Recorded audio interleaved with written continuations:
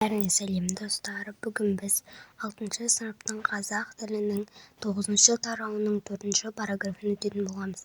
Бүгінгі біздің тақырыбымыз ең үлкен, ең кіші, ең қымбат, ең ауыр кітаптар. Сіздер мәтінді бір оқып алыңыздар. Мен астындағы сұрақтарына жауап беремін. Бірінші сұрақ. Кітап туралы тағы қандай қызықты мәлімет білесіңдер депті. Әлемдегі ең көне кітаптардың бірі Алмас Сутра. Ол 1868 жылы жасалған. Гиннестің рекордтар кітабына енген ең кішкентай кітаптың көлемі 0,9 миллиметр. Әлемдегі ең көп сатылған кітап Инжил, Библияда. Екінші сұрақ. Ең кіші, ең ауыр, ең үлкен, ең қымбат кітаптарды шығаруда қандай мақсат көзделді деп ойлайсыңдар? Бұл кітаптар білім мен мәдениеттің маңыздылығын көрсету үшін жасалған. Олар адамзат тарихында ерекше орын алатын құнды мұра ретінде сақталады. Осындай кітаптар арқылы кітапқа деген құрмет артып, оқуға қызығушылық пайда болады. Үшінші сұрақ. Кітаптар неге қымбатқа бағаланған? Кітаптардың жасалу материалдары: алтын, жібек, қағаз, бағалы тас. Олардың құнын арттырады. Сирек кездесетін қолжазбалар мен тарихи маңызы жоғары кітаптар өте бағалы саналады. Қолжазба кітаптардағы еңбектің көптігі мен олардың бірегейлігі қымбат бағалануының басты себебі. Енді бізде екінші тапсырма. Күшейткіш үстеулерін қатыстырып, оқылым мәтіні негізінде 4-5 сөйлем жазыңдар. Бұл жерде қарамен жазылған сөздер бізде күшейткіш үстеулері. Енді айтайық.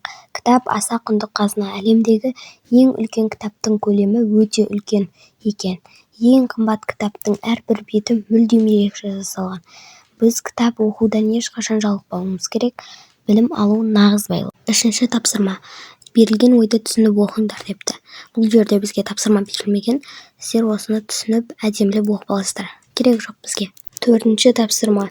Ғибратты сөз айдарында берілген пікір негізінде 4 сөйлем тәсілімен пікір, дәлел, мысал, қорытынды жазыңдар депті. Пікір. Кітап адамзаттың ең құнды рухани байлығы. Дәлел. Ол бізге білім, тәрбие, мәдениет пен даналық береді. Мысал. Мәтінде көрсетілгендей әлемдегі ең қымбат, ең ауыр, ең үлкен кітаптар ерекше маңызға ие. Қорытынды. Сондықтан біз кітапты құрметтеп, көп оқып, білімімізді жетілдіруіміз керек. Бесінші тапсырма. Оқылым мәтінін пайдаланып, кітап туралы ойларыңды 5 саусаққа жазыңдар. Күшейткіш үстеулерді қолданыңдар. 5 бармаққа ең жақсы нәрсе. Балаң үйрекке баса назар аударатын мәселе. Ортан түйрекке ең көп сандық дерек және оның маңызы. Шылдыр шүмекке қосымша ақпарат. Кішкентай бөбекке ең аз сандық дерек, оның маңызы. Алақанға қорытынды жасаткенбіз. Бас бармаққа жазамыз. Кітап ең құнды рухани байлық. Балан үйрекке жазамыз. Әлемдегі ең үлкен, ең ауыр, ең қымбат және ең кіші кітаптар ерекше қызықтырады. Ортан түйрекке жазамыз. Бұл кітаптар ғылым мен мәдениеттің дамуына үлкен үлес қосады. Шылдыр шүмек. Олардың ішінде алтынмен көмкерілген, жібек қағазға жазылған ерекше кітаптар да бар. Кішкентай бөбек. Кітапты қадірлеу, білімге де құрмет. Алақан. Сондықтан біз кітап оқуды әдетке айналдыруымыз керек.